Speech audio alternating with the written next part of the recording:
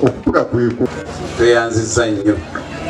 Reverend Kapula tukusanyukidde okulaba n'obubuulizi lwe lugagga buli mwaka siriivu kamu obaka bukoze ki olera bali balemereddwa era asobole okuntuma lwekyo tweyanziza nnyo ebigambo byakola kakati ebe nange siri munene nnyo naye olw'okuwagira ekitundu n'okulaba nga kikyuka nange enjagula y'amazzi ga mitwalo 5 kati nzizeyo okubeera memba wa Vikoba. Mukama waffe Yesu yeebase.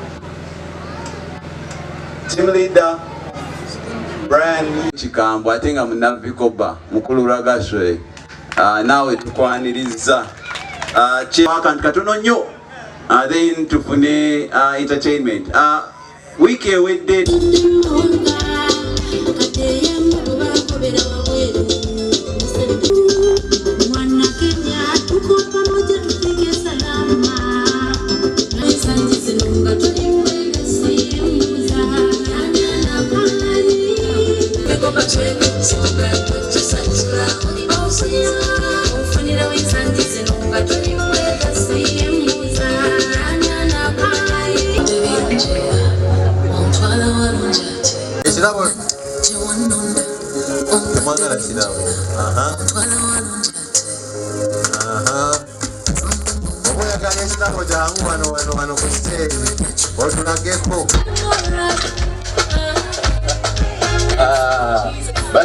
ate okwebaza abakulu bonna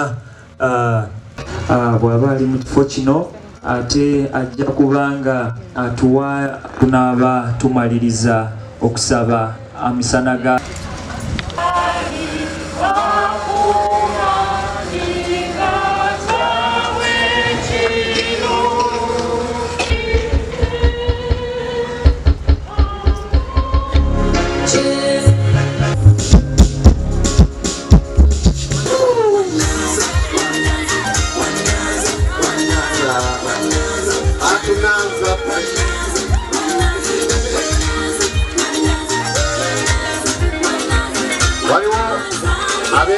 cameraman batukwata nkoze okunazibwako ebi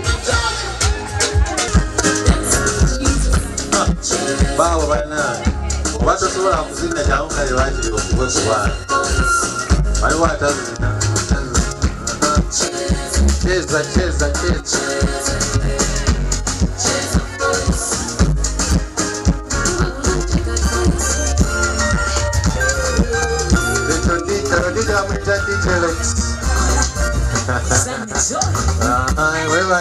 obasobera kuseeta wegatte ku banno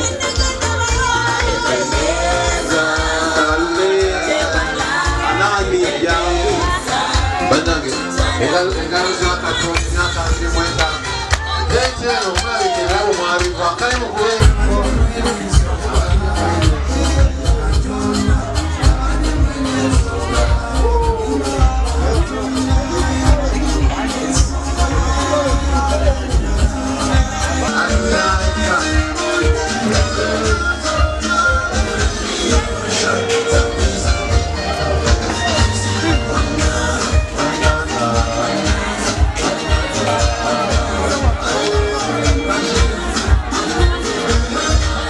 Peter Kalutin Ayani akola ku bwongo memole okukulaakulana okuyiiya emirimu RSS status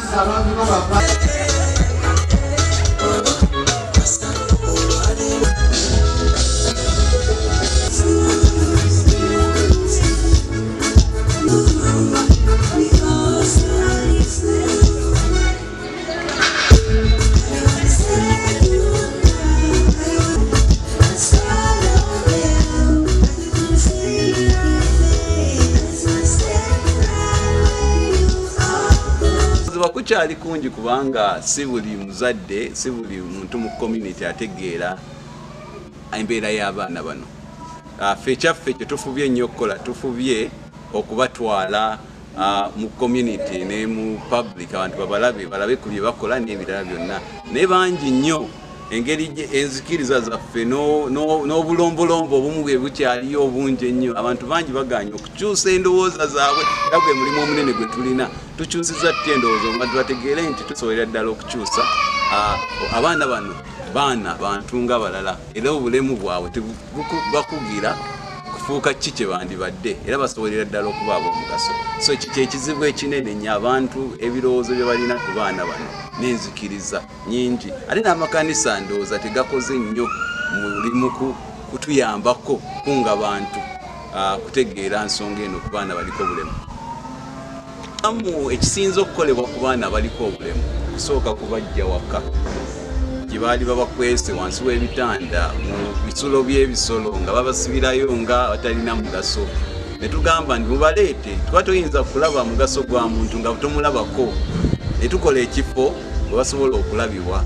Ekifo kino we basobodde okulabibwa ne tuzuula ebyobugagga bingi n'ebintu bingi bye basobola okukola okusobola okukyusa obulamu bwabwe. Tulabidde ddala enkyukakyuka kubanga abaana beetaaga budde ne basomesebwa ebintu ebimu ate ne babikola n'okusinga abantu abalala bangi balowooza nti tetulina bulemu.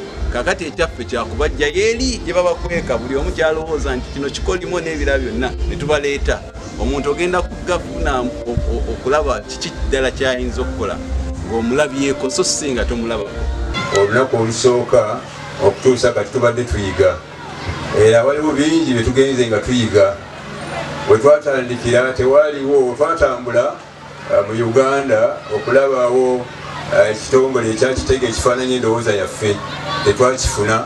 Kaakati kwe kujja n'endowooza yaffe etaaliwo wantu walala. Kaakati kwe kutandika okuzimba nga buli lunaku tuyiga. Abaana bano nga batuyigiriza ne community ng'etuyigiriza. Omukulu Kalule yabadde ayogera yaleseyo omuntu ow'ekitiibwa ne Mama Kano mwebale kutulera mwebale na kutwagala.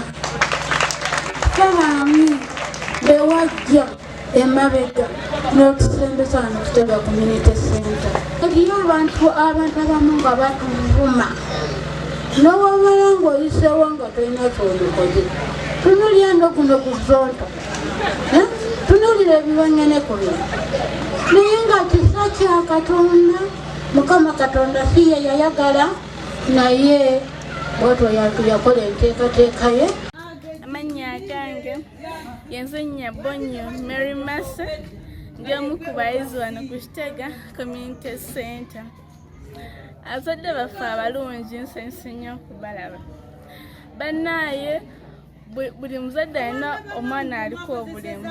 Omwana oyo mulabe bulungi tomulaba ng'ekizibu mu bulamu bwo. Nze kambawo ekyokulabirako nalina maama yakenkya nanzaala. Maama atandika ng'okunnangira nyambuuza ogwo omutwe omunene gwaki omutali magezi.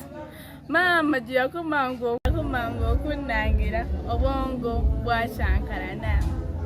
Maama alinga annangira nyambuuza ogwo omutwe omunene gwaki omutali magezi.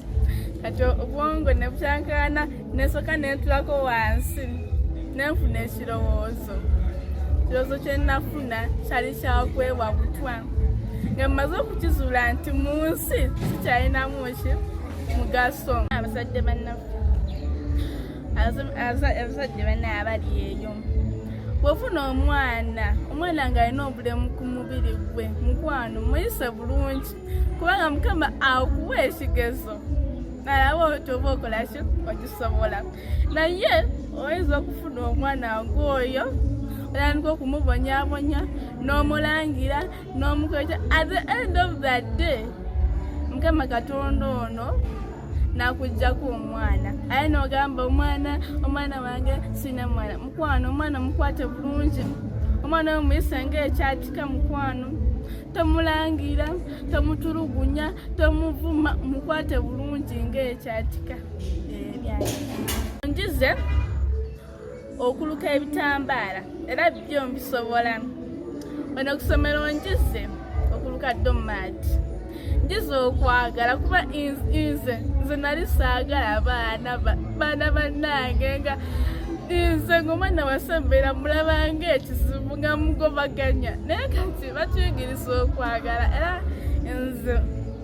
nze omwana yenna oba muganda wange oba si muganda wange oba ani oba nze musembera nemugamba nemugamba Suzan jja ntuzanye jja ntukebute nze bye nali sibiina edda naye bwe najja wano nfunye okwagalwa nfunye njiza okuyiga okwagala bannange kubanza ekyo nali sikirina. Baliko obulemu bano babakuumiranga nnyo emabega nga n'abazadde tebaagala bategeere nti balina abaana naye mpola mpola bwe baze ku Kitega Community Center tulaba nga abo bakyuse nnyo abamu nga tebamanyi nakunaaba mu ngalo naye basobola okunaaba mu ngalo abamu nga tebamanyi nakusoma naye kati basobola okusoma basobola okwogera ne babeera ne baana bannaabwe basobola okubanga tugeze beeyonja ebintu ebimu n'okusenya kubanga buli kimu bagenda bakibayigiriza ne biraga nti bakoze eki bakyukidde ddala n'okwogera obwogezi kubanga ayinza okuba tasobola kubikola naye ng'ate asobola okwogera oluzungu n'otegeera nti ono ali bw'ati ne bw'ati n'okuluka ebyemikono babirukira ddala era webiri awo byennyini bye baba nga bakoze amagezi gano ag'omubuto ne gaba nga bagabayamba mu bulamu bwabwe obwa bulijjo. Enjala bwe muluma amuyuzayuza bulawuzi ayagala kuyonka ng'ayuwa amalusu nga tetunnamanya kirooto kya taata waffe omulungi n'aloota ekirooto ekirungi bannange nga tetumanyi ffe taata twagwa mu kirooto kye n'atukolera Kitega Community Center wano we tweyagalira ffe tweyagala mulaba tulina emyaka naye we tuli life is ascending but we are still strong because of Tata Canon is what? Kirooto taata yatulootera ekirooto ekirungi mwe tweyagalira.